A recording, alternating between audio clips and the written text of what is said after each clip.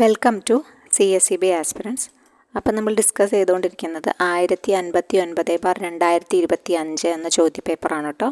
അപ്പോൾ അതിൻ്റെ കുറച്ച് ക്വസ്റ്റ്യൻസൊക്കെ നമ്മൾ അപ്ലോഡ് ചെയ്തിരുന്നു. അപ്പോൾ തുടർന്നുള്ള ചോദ്യങ്ങളാണ് നമ്മളിവിടെ ഡിസ്കസ് ചെയ്യുന്നത്. നമ്മുടെ ചാനലിൽ കൂടുതൽ വീഡിയോസ് കാണാൻ വേണ്ടി പ്ലേലിസ്റ്റ് ഒന്ന് ചെക്ക് ചെയ്യുക കേട്ടോ. എന്നിട്ട് നോട്ട്സൊക്കെ എഴുതി പഠിക്കുക. 81ാമത്തെ ചോദ്യമാണ് തൊട്ടാണ് തുടങ്ങുന്നത് കേട്ടോ. Through the Montagu Chelmsford reforms of dash corporation become provincial subject എന്ന് തൊട്ടാണ് സഹകരണം എന്നത് ഒരു പ്രവിശ്യ സബ്ജക്റ്റായി മാറിയത് എന്നാണ് ചോദ്യം. അന്നൊക്കെ പ്രവിശ്യ ഭരണമായിരുന്നല്ലോ, പ്രവിശ്യകളായി തിരിച്ചിട്ടുള്ള ഭരണമായിരുന്നു. അങ്ങനെയുള്ളൊരു സബ്ജക്റ്റായി മാറിയത് മൊണ്ടേഗു-ചെംസ്ഫോർഡ് ആക്ട് വന്നതിന് ശേഷമാണ്. അപ്പോൾ ആ ആക്ട് എന്നാണ് നിലവിൽ വന്നത് എന്നാണ് ചോദ്യം. ഓക്കെ, അപ്പോൾ അത് 1919 എന്ത് മൊണ്ടേഗു-ചെംസ്ഫോർഡ് ആക്ട് വരുന്നത് കേട്ടോ. നെക്സ്റ്റ് ക്വസ്റ്റ്യൻ നോക്കുകയാണെങ്കിൽ the government of India announced the first national policy on cooperatives. First national policy സഹകരണവുമായി ബന്ധപ്പെട്ട് first national policy government of India എന്നാണ് അനൗൺസ് ചെയ്തത്? 2005, 2011, 2002 ആൻഡ് 2008. അത്രയും വർഷങ്ങളാണ് ഓപ്ഷൻസ് ആയിട്ട് കൊടുത്തിട്ടുള്ളത്. അപ്പോൾ ഏതാണ് ഉത്തരമായിട്ട് വരുന്നത്? 2002 ആണ് കേട്ടോ. നാഷണൽ കോപ്പറേറ്റീവ് പോളിസി എന്ന് അറിയപ്പെടുന്ന വർഷം തന്നെ ആ വർഷമാണ്. 2002 നാഷണൽ കോപ്പറേറ്റീവ് പോളിസി എന്ന് പറഞ്ഞിട്ട് ദേശീയ തലത്തിലൊരു പോളിസി കൊണ്ടുവരുന്നത്. In 2002 the government of India ആണ് നാഷണൽ കോപ്പറേറ്റീവ് പോളിസി കൊണ്ടുവരുന്നത്. The objective of the policy is to facilitate and all round development of cooperatives in the country. ഒരു എല്ലായിടത്തുമുള്ള ഒരു ഡെവലപ്മെൻറ്റിന് വേണ്ടിയിട്ടാണ് അങ്ങനെ ഒരു പോളിസി കൊണ്ടുവന്നത് സർക്കാർ തലത്തിൽ തന്നെ. നെക്സ്റ്റ് ക്വസ്റ്റ്യൻ നോക്കുകയാണെങ്കിൽ section 3 of the BR act 1949 provides that the provisions of the BR act shall not applicable to PACS if they. അതായത് സെക്ഷൻ 3 പറയുന്നുണ്ട്, BR ആക്ടിൽ സെക്ഷൻ 3 പറഞ്ഞിട്ടുണ്ട് ഏതെല്ലാം ഇതിൻ്റെ ഭാഗമായിട്ട് വരുമെന്ന്. PACSുമായി ബന്ധപ്പെട്ടിട്ടുള്ള ആപ്ലിക്കബിൾ അല്ലാത്തതാണ് ചോദിച്ചിട്ടുള്ളത് കേട്ടോ. ഷാൾ നോട്ട് ബി ആപ്ലിക്കബിൾ ആണ് ചോദിച്ചിട്ടുള്ളത്. അപ്പോൾ ഏതാണ് അത് നമുക്ക് ഓപ്ഷൻസ് ജസ്റ്റ് നോക്കാം. Do not use the word bank as a part of their names. Bank എന്ന് ഉപയോഗിക്കാൻ പാടില്ല, പക്ഷേ ശരിക്കും ഉപയോഗിക്കുന്നുണ്ട്, പക്ഷേ ഉപയോഗിക്കാൻ പാടില്ല എന്നാണ് കേട്ടോ BR ആക്ടിൽ പറയണത്. Banking is not a part of their business. Banking അവരുടെ ബിസിനസ്സിൻ്റെ ഭാഗമല്ല. Do not act as a drawee of cheques. Cheque use ചെയ്യാനോ അല്ലെങ്കിൽ ചെക്കിൻ്റെ ഡ്രോയി ആവാൻ കഴിയില്ല എന്ന് പറഞ്ഞിട്ടുണ്ട്. അപ്പോൾ ഇതിലേതാണ് ആപ്ലിക്കബിൾ അല്ലാത്തത് എന്നാണ് ചോദിച്ചിട്ടുള്ളത്. അപ്പോൾ അതായത് ബാങ്ക് ഇതര സ്ഥാപനങ്ങളെ കുറിച്ചാണ് പറയണത്. ബാങ്ക് എന്ന പേര് വെക്കണമെങ്കിൽ ബാങ്കിങ് റെഗുലേഷൻ ആക്ടിൻ്റെ സെക്ഷൻസിൽ പറഞ്ഞിട്ടുള്ള കാര്യങ്ങൾ ഫോളോ ചെയ്യുന്നവർക്ക് എന്ത് ചെയ്യാം? ബാങ്ക് എന്ന പേര് വയ്ക്കാം അല്ലേ. അവരുടെ ബിസിനസ് ബാങ്കിങ് ആയിരിക്കണം. പിന്നെ അവർക്ക് ചെക്സ് വാങ്ങാൻ കൊടുക്കുകയൊക്കെ ചെയ്യാം. അപ്പോൾ അല്ലാത്തത് ഏതെന്നാണ്? ഓൾ ഓഫ് ദി എബോവ് ആണ്. PACS not applicable to PACS ആണ്. PACSന് ആപ്ലിക്കബിൾ അല്ലാത്തത് ഏത് എന്നാണ് ചോദ്യം വന്നിട്ടുള്ളത്. അപ്പോൾ ഓൾ ഓഫ് ദി എബോവ്, ഇതിൽ എല്ലാം ആപ്ലിക്കബിൾ അല്ലല്ലോ. ഓക്കെ, അപ്പോൾ അവിടെ ഉത്തരമായിട്ട് വരുന്നത് എന്താണ്? ഓൾ ഓഫ് ദി എബോവ് ആണ് കേട്ടോ. Which of the following is not applicable to supervisory action framework of urban cooperative bank? അതായത് SAF എന്ന് പറഞ്ഞിട്ട് ഒരു അർബൻ കോപ്പറേറ്റീവ് ബാങ്ക്സ്, കുറേ പ്രോബ്ലംസ് നേരിടുന്ന അർബൻ കോപ്പറേറ്റീവ് ബാങ്ക്സ് ഉണ്ട്. കാരണം വളരെ മോശപ്പെട്ട സാമ്പത്തിക സ്ഥിതിയിൽ നമ്മുടെ ബാഡ് ഡെറ്റൊക്കെ കൂടി NP ഒക്കെ കൂടി അങ്ങനെ കിടക്കുന്ന ധാരാളം അർബൻ കോപ്പറേറ്റീവ് ബാങ്കുകളുണ്ട്. അപ്പോൾ അവരെയൊക്കെ ഒന്ന് മുഖ്യധാരയിലേക്ക് കൊണ്ടുവരാനും പിന്നെ അതുപോലെ തന്നെ ബാക്കിയുള്ള ബാങ്കുകൾക്കും കൂടി കുറച്ച് ഫിനാൻഷ്യൽ സ്റ്റെബിലിറ്റി സ്ട്രെങ്തൻ ചെയ്യാനും കൊമേഴ്ഷ്യൽ ബാങ്കുകൾക്കും പുറപ്പെടുവിക്കാറുണ്ട്. Supervisory action framework urban cooperative ബാങ്കിനും പുറപ്പെടുവിക്കാറുണ്ട്. അപ്പോൾ ഇതിൽ അർബൻ കോപ്പറേറ്റീവ് ബാങ്കിൻ്റെ സൂപ്പർവൈസറി ആക്ഷൻ ഫ്രെയിംവർക്കിനെ കുറിച്ചിട്ടാണ് ഇവിടെ ചോദിച്ചിട്ടുള്ളത്. അല്ലാത്തതാണ്, നോട്ട് ആപ്ലിക്കബിൾ തന്നെ എവിടെയും ചോദിച്ചിട്ടുള്ളത്. അപ്പോൾ ആദ്യം എന്താണ് ഈ ഒരു ഫ്രെയിംവർക്ക് നോക്കാം നമുക്ക്. Urban cooperative bank through not formally, അതായത് define, refers to primary cooperative banks located in urban and semi urban areas. അതാണ് ഈ അർബൻ കോപ്പറേറ്റീവ് ബാങ്ക് എന്നോട് ഉദ്ദേശിക്കുന്നത്. അതിൽ അവരുടെ PCA ഫ്രെയിംവർക്ക് എന്താണെന്ന് വെച്ച് കഴിഞ്ഞാൽ it will replace the existing supervisory action framework ഉണ്ടായിരുന്നു മുമ്പ്. അത് ഇപ്പം മാറ്റിയിട്ട് April 1, 2025 തൊട്ടിട്ട് പുതിയത് വന്നു കേട്ടോ. അപ്പോൾ ഏപ്രിൽ 1, 2025 പുതിയത് എഫക്റ്റ് ഫ്രം വരാൻ പോവുകയാണ്. അതുമായി ബന്ധപ്പെട്ടിട്ടുള്ള സർക്കുലറും കാര്യങ്ങളൊക്കെ ഇറങ്ങിയിട്ടുണ്ട്.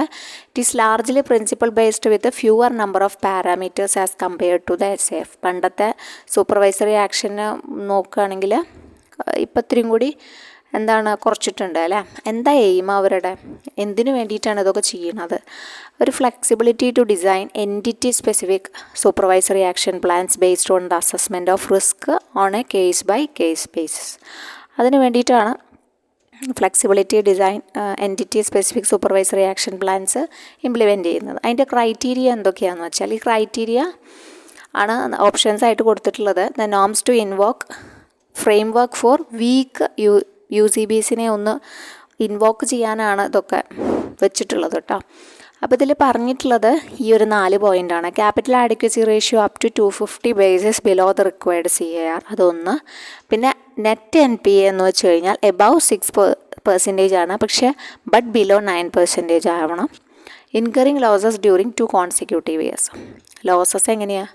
2 കോൺസിക്യൂട്ടീവ് ഇയേഴ്സിൽ ലോസസ് സംഭവിക്കണം. പിന്നെ the breach of any risk threshold may result in invocation of PCA. അപ്പോൾ ഇത്രയും ഈ പോയിന്റുകളാണ്, 4 പോയിന്റുകളാണ് ഈ ക്രൈറ്റീരിയ ആയിട്ട് പറയുന്നത്. അതായത് ഈ ഒരു വീക്ക് UCBസിൻ്റെ ഒരു ഇതിൽ ആവാനുള്ള ക്രൈറ്റീരിയ കേട്ടോ. ഓക്കെ, അപ്പോൾ നമുക്ക് ഓപ്ഷൻസിൽ ജസ്റ്റ് ഒന്ന് പോവാം. ഇതുതന്നെയാണ് അവിടെയും പറഞ്ഞിട്ടുള്ളത്. നെറ്റ് NPA അബവ് 6% പറഞ്ഞിട്ടുണ്ട്. അപ്പോൾ അതെന്താണ്? അത് കറക്റ്റാണ്. Incurs loss for 2 consecutive financial years, അതും കറക്റ്റാണ്. CR ബിലോ 10%, ഇത് തെറ്റാണ് കേട്ടോ. ഇങ്ങനൊരു പോയിന്റ് നമ്മളവിടെ വായിച്ചില്ല, അപ്പോൾ അതുകൊണ്ട് തന്നെ ഈ സംഭവം ഇല്ല. Accumulated losses in the balance sheet, അതും കറക്റ്റാണ്. അപ്പോൾ ഇതാണ് ഏതാണ്? ഓപ്ഷൻ C ആണ് ഉത്തരമായിട്ട് വരുന്നത്.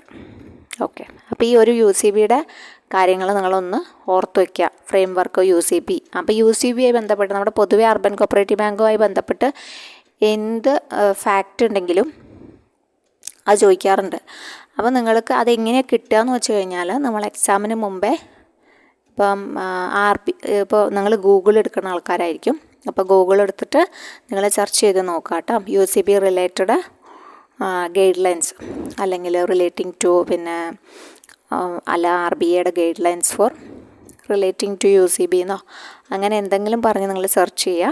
അപ്പോൾ സെർച്ച് ചെയ്യുമ്പോൾ നമുക്ക് ധാരാളം ആർട്ടിക്കിൾസൊക്കെ അവൈലബിൾ ആവും. അപ്പോൾ നിങ്ങൾക്ക് അങ്ങനത്തെ ആർട്ടിക്കിൾസൊന്നൊക്കെ നിങ്ങൾക്ക് എന്ത് ചെയ്യാൻ പറ്റും? കണ്ടുപിടിക്കാൻ പറ്റും കേട്ടോ. നമ്മൾ എപ്പോഴും അപ് ടു ഡേറ്റ് ആയിരിക്കുക, അപ്പോഴേ നമുക്ക് പിന്നെ എക്സാംസ് ക്രാക്ക് ചെയ്യാൻ പറ്റുള്ളൂ. ഓക്കെ, നമ്മൾ ഒന്നിൽ തന്നെ സ്റ്റിക്ക് ഓൺ ചെയ്ത് നിൽക്കാതെ നമ്മൾ തന്നെ ഫാക്റ്റ് കണ്ടുപിടിക്കണം. ഓക്കെ, അപ്പോൾ ഇത് മനസ്സിലായിട്ടുണ്ടെന്ന് വിചാരിക്കുന്നു.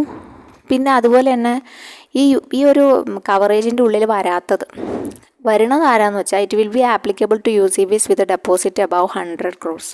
100 crores താഴെയുള്ള ആൾക്കാരെയൊന്നും ഈ ഒരു കവറേജിൽ ഉൾപ്പെടുത്തിയിട്ടില്ല. അവർക്ക് ഇങ്ങനെ സൂപ്പർവൈസറി ആക്ഷൻ്റെ ഒന്നും കാര്യമില്ല. കാരണം അവർ 100 കോടിക്ക് താഴെയുള്ളവരാണ്. അതുകൊണ്ട് തന്നെ അവർക്കത് ആപ്ലിക്കബിൾ അല്ല എന്ന് പറയുന്നുണ്ട്. അപ്പോൾ 100 കോടിക്ക് മുകളിലുള്ള UCBസിന് മാത്രമേ ഈ ഒരു സംഭവം ആപ്ലിക്കബിൾ ആവുന്നുള്ളൂ കേട്ടോ. അതൊന്ന് ഓർത്തിരിക്കണം. പിന്നെ UCBസിനെ കാറ്റഗറൈസ് ചെയ്തിട്ടുണ്ട് 4 ടയറുകളായിട്ട്. അതും കൂടി ഒന്ന് നോക്കിയിട്ട് പോവാം. ടയർ 1 എന്ന് പറഞ്ഞു കഴിഞ്ഞാൽ it consist of UCBs with deposits up to 100 crores വരെ, 100 കോടി വരെ ടയർ 1. അവർ ഇതിന്ന് എക്സംപ്റ്റഡ് ആണ് കേട്ടോ. ടയർ 2 എന്ന് പറയുമ്പം 100 to 1000 കോടി, 100 crores പിന്നെ ലെസ് ദാൻ 1000, അങ്ങനെയാണ് ടയർ 2 വരുന്നത്. ടയർ 3 വരുന്നത് എങ്ങനെയാണ് വരുന്നത്? 1000 to 10000, മറ്റത് 10000ന് മുകളിൽ ടയർ 4 എന്ന് പറഞ്ഞാൽ കേട്ടോ. അപ്പോൾ ഈ എക്സംഷൻ വരുന്നത് tier 1 UCB have been excluded from the PCA framework for the presently ഈ ടയർ 1നെ മാറ്റി നിർത്തിയിരിക്കുകയാണ്. ഓക്കെ, അതൊന്ന് ഓർത്ത് വയ്ക്കണം. ആരെയാണ് എക്സംപ്റ്റഡ് എന്ന് പറഞ്ഞു കഴിഞ്ഞാൽ ടയർ 1നെയാണ്. 100 കോടി വരെയുള്ളവർക്ക് ഈ ഒരു PCA ഫ്രെയിം വർക്ക് ആപ്ലിക്കബിൾ അല്ല. അപ്പോൾ ഈ ഒരു 4 പോയിൻറ്റും ടയർ 1, ടയർ 2, ടയർ 3, ടയർ 4 ഓർത്ത് വയ്ക്കണം. ടയർ 1 100 കോടി വരെ, മറ്റത് 100 to 1000 നിങ്ങൾക്ക് എഴുതി കണ്ടുപിടിക്കാവുന്നതേ ഉള്ളൂ. ജസ്റ്റ് ഒരു ഐഡിയ മതി. പിന്നെ 1000 to 10000, 4 ആകുമ്പോൾ 10000ന് മുകളിൽ. ഓക്കെ, ഈ 1ന് ഇത് ആപ്ലിക്കബിൾ അല്ല. അപ്പോൾ ഇത്രയും കാര്യം പ്രധാനപ്പെട്ട ഒരു ചോദ്യമായിരുന്നു. ഇനിയും ഈ ഭാഗത്തു നിന്ന് നമുക്ക് ക്വസ്റ്റ്യൻസ് പ്രതീക്ഷിക്കാവുന്നതാണ്. കാരണം ഇതിപ്പോൾ അപ്ലിക്കബിൾ ഇനി തൊട്ടിട്ട് അപ്ലിക്കബിൾ ആണല്ലോ April 1 തൊട്ടിട്ട്. അപ്പോൾ ഇതുമായി റിലേറ്റ് ചെയ്തിട്ടുള്ള ധാരാളം ഫാക്റ്റുകൾ ചോദിക്കാൻ സാധ്യതയുണ്ട്. അപ്പോൾ അതൊക്കെ നിങ്ങൾ അറിഞ്ഞിരിക്കണം. Okay. When did the Kerala state cooperative bank become scheduled bank ആയത്? അപ്പോൾ അത് മാസവും വർഷമൊക്കെ ചോദിക്കാറുണ്ട്. 1/7/1966 എന്ത് ചെയ്തത്? Kerala state cooperative bank scheduled bank ആയത്. അപ്പം നമ്മൾ കഴിഞ്ഞ ഈ ക്വസ്റ്റ്യൻ പേപ്പറിൽ തന്നെ നമ്മൾ എന്ത് ചെയ്തിട്ടുണ്ട്? Kerala state cooperative bank Kerala ബാങ്കുമായി ബന്ധപ്പെട്ട പ്രധാനപ്പെട്ട വർഷങ്ങളൊക്കെ നമ്മൾ പറഞ്ഞായിരുന്നു. അപ്പോൾ കേട്ടിട്ടുള്ളവർക്ക് അത് ഓർമ്മയുണ്ടാവും എന്ന് വിചാരിക്കുന്നു. ഇപ്പം നമ്മളിവിടെ റിപ്പീറ്റ് ചെയ്യുന്നില്ല കേട്ടോ. അപ്പോൾ when did the Kerala state cooperative bank become scheduled bank എന്ന് പറഞ്ഞാൽ മറ്റ് ഡേറ്റുകൾ നമ്മൾ നോക്കണില്ല, നമുക്ക് തെറ്റിപ്പോകാൻ സാധ്യതയുണ്ട്. അപ്പോൾ കറക്റ്റായിട്ടുള്ള ഡേറ്റ് മാത്രം നമ്മൾ ഓർത്ത് പഠിച്ചു പോവുക. ഓക്കെ.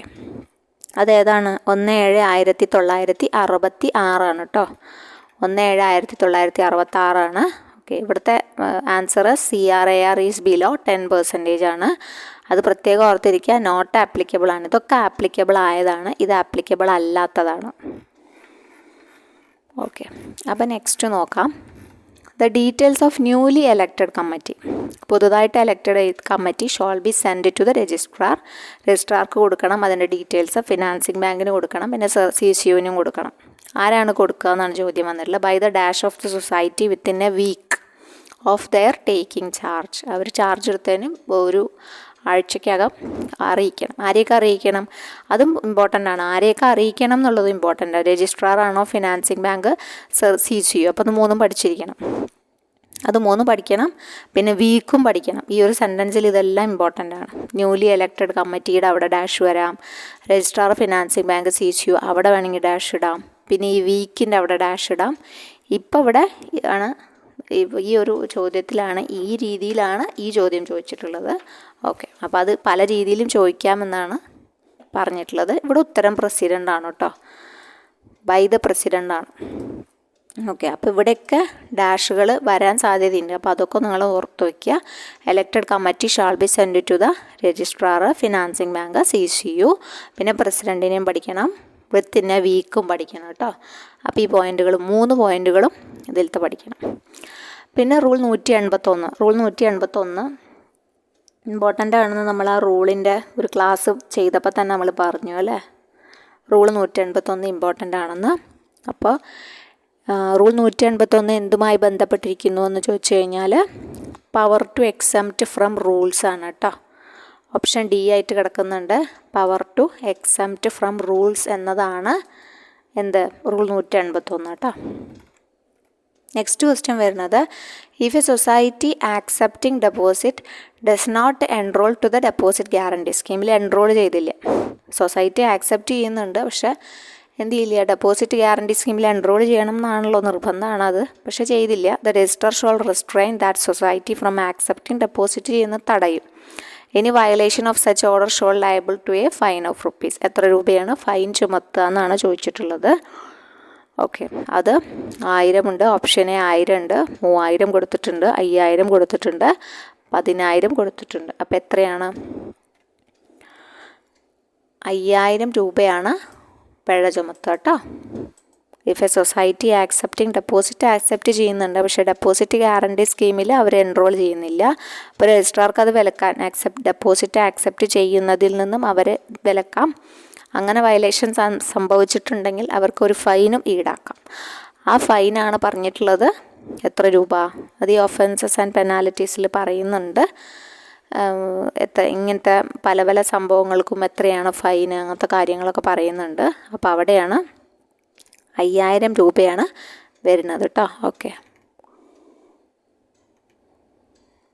അടുത്ത question, the dash all give loans to non members also. Non മെമ്പേഴ്സിനും ലോൺ കൊടുക്കുന്നു. നമ്മൾ ശ്രദ്ധിക്കില്ല, ഇങ്ങനത്തെ പോയിന്റുകളൊന്നും നമ്മൾ അത്ര ശ്രദ്ധിക്കില്ല അല്ലേ. അപ്പോൾ കേരള സ്റ്റേറ്റ് കോപ്പറേറ്റീവ് ബാങ്കാണ് ഈ നോൺ മെമ്പേഴ്സിനും കൂടി ലോൺ കൊടുക്കുന്നതുള്ളത്. അപ്പോൾ അത് ഒന്ന് ഓർക്കണം. കേരള സ്റ്റേറ്റ് കോപ്പറേറ്റീവ് ബാങ്കിൻ്റെ, അതായത് കേരള ബാങ്കിൻ്റെ പ്രത്യേകതയാണ് നോൺ മെമ്പേഴ്സ്. അപ്പോൾ നമ്മൾ പഠിക്കുമ്പോൾ അങ്ങനത്തെ പോയിൻറ്റുകളും കൂടി നമ്മൾ വ്യത്യാസമായിട്ട് തന്നെ പഠിച്ചിരിക്കണം. കമ്പയർ ചെയ്ത് പഠിക്കുമ്പോൾ നമ്മൾ അങ്ങനത്തെ പോയിൻറ്റുകളും കൂടി ഒന്ന് ഉൾക്കൊള്ളാൻ ശ്രമിക്കുക. ചോദ്യങ്ങൾ ആ രീതിയിലൊക്കെ വരുന്നുണ്ട്. ഓക്കെ, അപ്പോൾ Kerala state cooperative bank give loans to non members also എന്ന് ഓർത്ത് വയ്ക്കുക. നെക്സ്റ്റ് വരുന്നത് the audit of an industrial cooperative society. Industrial cooperative സൊസൈറ്റിയുടെ ഓഡിറ്റ് ചെയ്യുക ആര് തന്നെയാണ്? DCA തന്നെയാണ് അല്ലേ. ഓഡിറ്റിങ്ങിൻ്റെ അധിപൻ എന്ന് പറഞ്ഞാൽ DCA തന്നെയാണ്. അപ്പോൾ അത് ചെയ്യുന്നത് ആരാണ്? DCA ആണ്. ഇൻഡസ്ട്രിയൽ കോപ്പറേറ്റീവ് സൊസൈറ്റിയുടെ ഓഡിറ്റ് ആരാണ് നടത്തുന്നത്? DCA തന്നെയാണ് നടത്തുന്നത്. ഡയറക്ടർ ഓഫ് കോപ്പറേറ്റീവ് ഓഡിറ്റ് തന്നെയാണ് നടത്തുന്നത്. അപ്പോൾ നമ്മൾ 10 ക്വസ്റ്റ്യൻ എടുത്തിട്ടുള്ളൂ. അപ്പോൾ ബാക്കി 10 ക്വസ്റ്റ്യനായിട്ട് നമുക്ക് അടുത്ത ക്ലാസ്സിൽ കാണാം കേട്ടോ. 10 ക്വസ്റ്റ്യനാണ് നമ്മളിപ്പോൾ ഡിസ്കസ് ചെയ്തത് കേട്ടോ. Okay, thank you.